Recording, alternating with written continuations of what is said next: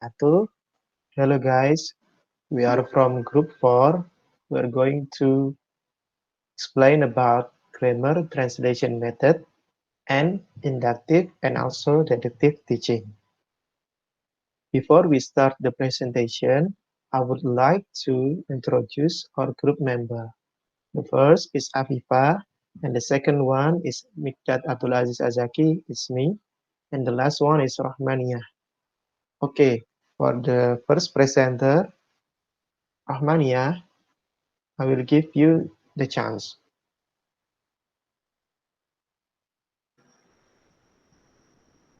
Okay, now we come to the first topic, which is grammar translation method. The definition of grammar translation method is a method of teaching a foreign language derived from traditional method of teaching Greek and Latin. So, the point here is the teacher itself will interpret the materials and explain the grammar structure, where students learn grammatical rules, then apply those rules by translating sentences between target language and native speaker. And then the objective of grammar translation method first is to focus on method to achieve. So as the name of the method, grammar translation method, so the focus is in the grammar of course to apply in teaching learning process. And then second is to develop translation skill because the focus is in the grammar, so it will affect in the increasing translation skills of students.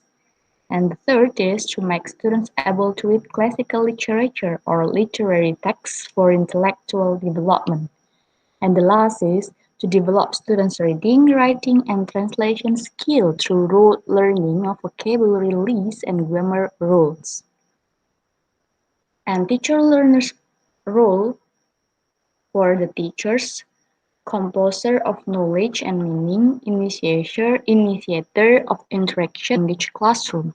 So the point here is the teacher is teacher the center of uh, of the intention, or we can say teacher learning center. And then for the learner's role, a consumer of knowledge which instructed by teachers. So what teacher say or what teacher instruct to the students, students will do or students will respond it. That's all about teacher and learner rules, and for the steps in applying GTM will be delivered by my friend. Thank you.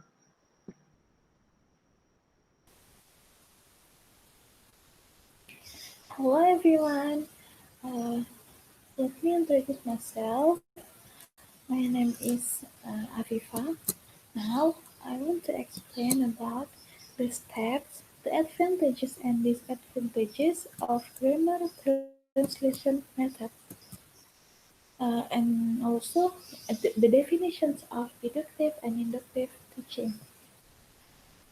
The steps in applying grammar translation method.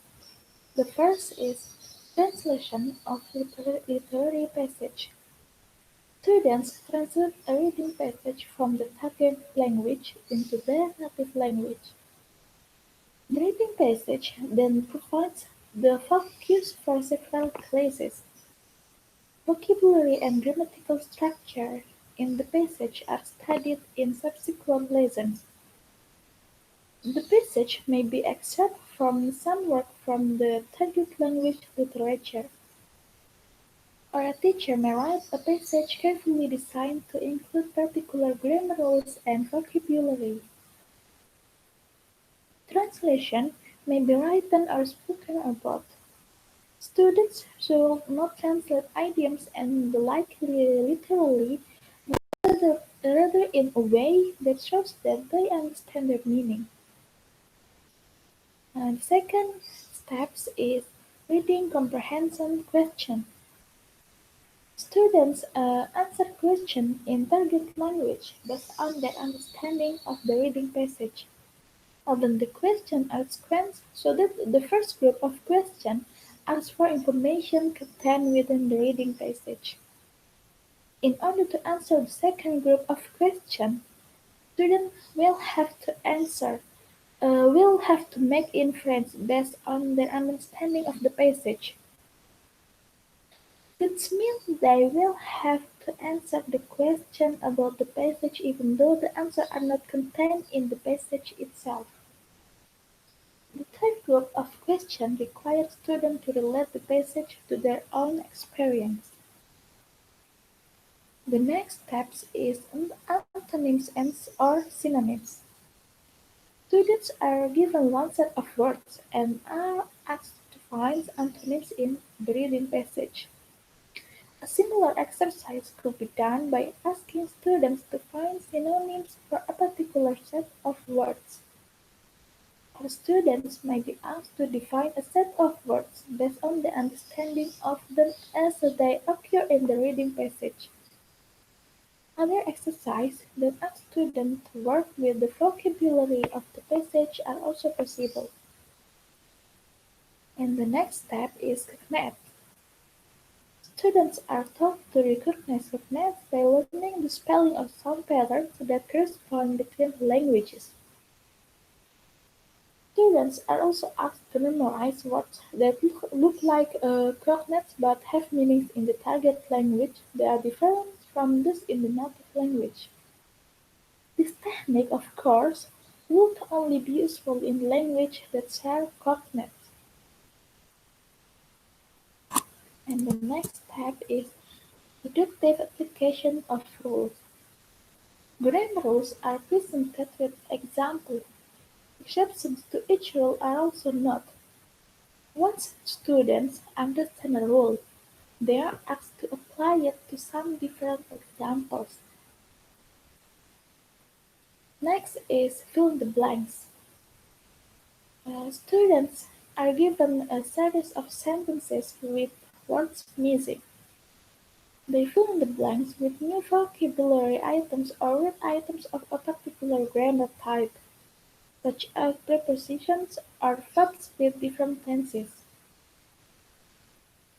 Next is memorization. Students are given lists of target language vocabulary words and their native language equivalent and are asked to memorize them. Students are also required to memorize grammatical rules and grammatical paradigms such as verb conjugation. And the next is use word in sentence. In order to show that students understand the meaning and use of a new vocabulary item, they make up sentences in which they use the new words.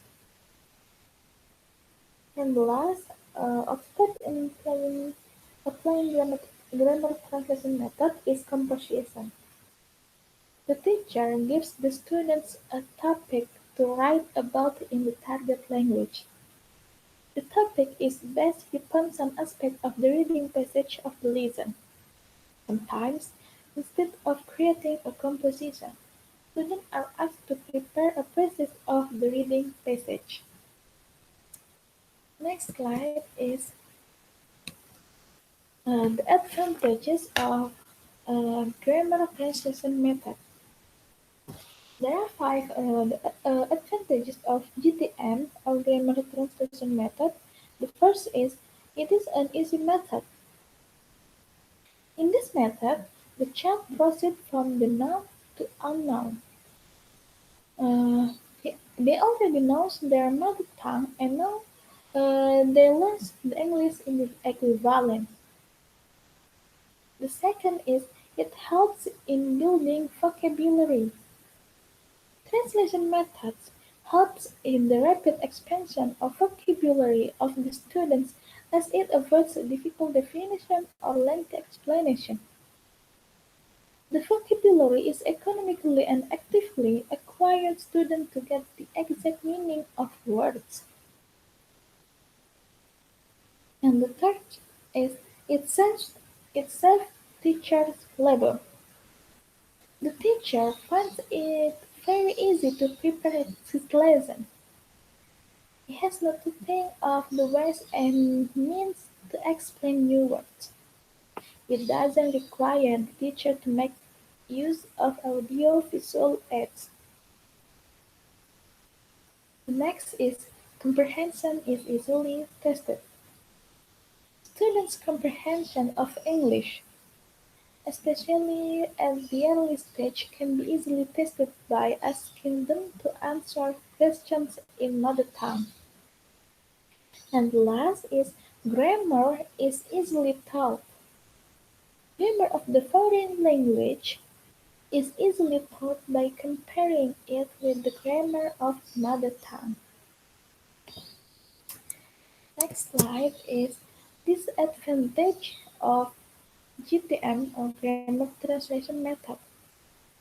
The first is it is an unnatural method.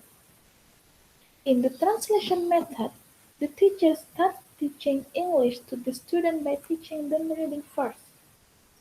But while learning his mother tongue, the child learns first to understand spoken English and then speaking the natural order of learning a language. Uh, Therefore, a natural order of learning a language is listening, speaking, reading, and writing. Translation method doesn't follow this method. And the second is it neglects speech. Translation method neglects speech. No much attention is paid to oral work or field work in this method. Besides this, there is little ear training as a teacher speaks the mother tongue most of the time. And the third is it neglects pattern practice. There is no pattern practice in the translation method. The result is that students are able to speak English correctly. And the fourth is it ignores habit formation. Because of its neglect of speech and pattern practice, translation method ignores habit formation. The child never acquires the habit to think in English. Instead, he thinks in his mother tongue and translates his thought into English. And the next is exact translation is not possible. Language is the result of the history, tradition, culture, and life of the people speaking them. That is why they can translate exactly from one language to another. The next is idiomatic expressions are difficult to translate. The idiomatic expressions are hard to translate. Actually, one is likely to translate like literally and absurdly. The next is uh, it makes students a passive listener.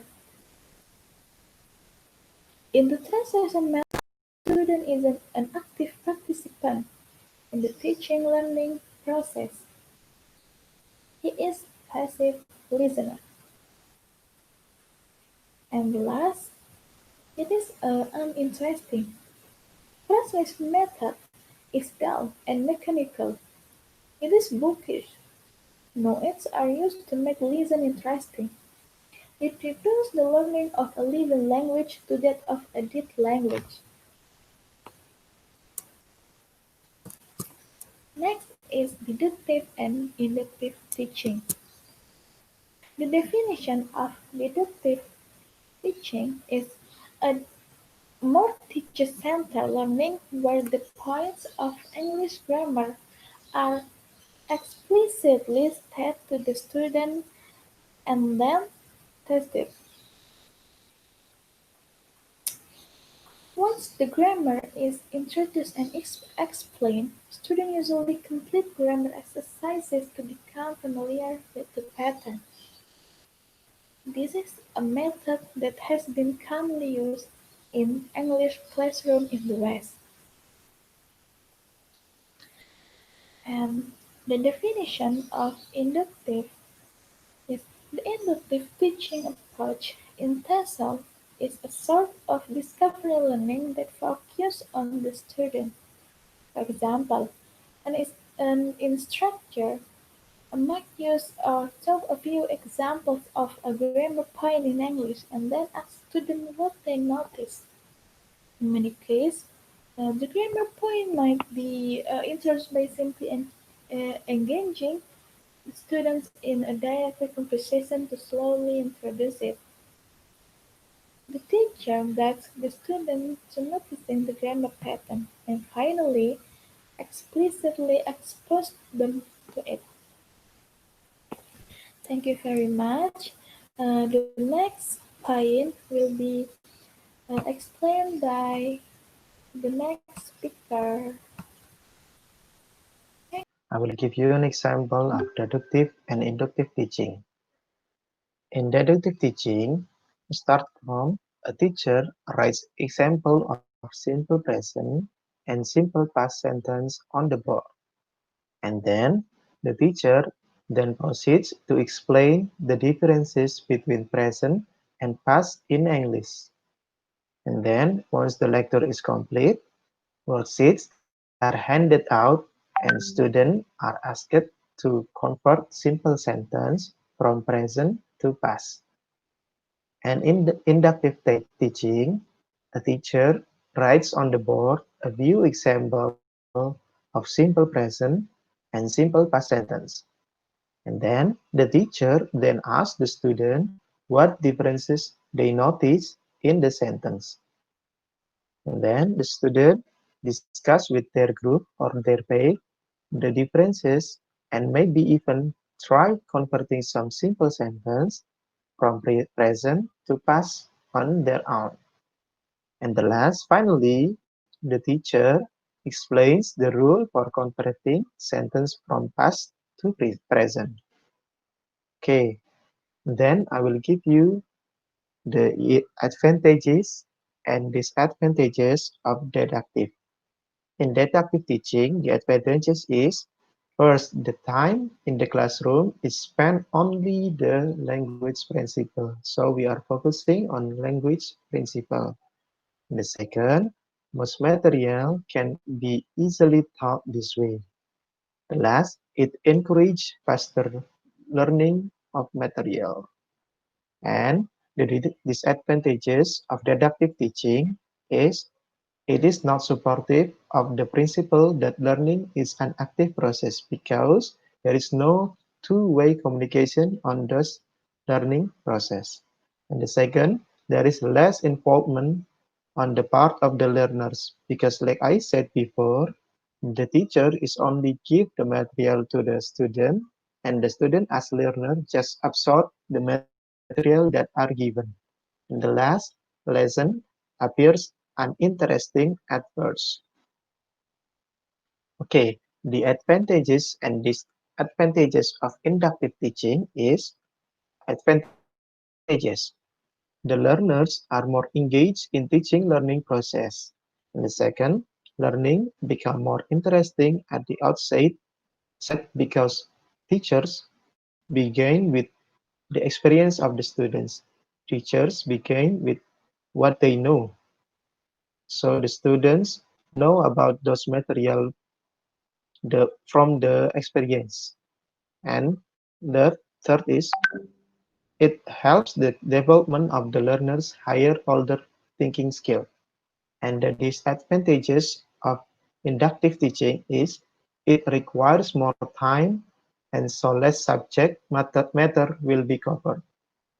It demands expert facilitating skills on part of the teacher. So it has it requires more time because it needs to students to discover the material by themselves. They know it from their experience, and the teachers need a better skill because they have to facilitate the student to discover it by themselves, not just giving the material. The conclusion is in the deductive classroom, the teacher gives a grammatical explanation or rule followed by a set of exercises designed to clarify the grammatical point and help the learners master the point. Second, in the deductive teaching, You work from principle to examples. Inductive procedures reverse this process. In inductive teaching, you present the learners with sample of language and through a process of guided discovery, get them to work out the principle or rule for themselves. And the last, so which is better, deductive or inductive teaching? The answer is it depends. It depends on the material that we are going to give to the student and the learning style of the student, because we have a various kind of students and they may be suitable with deductive, maybe they are suitable by using inductive. Okay, that's all from me. Thank you.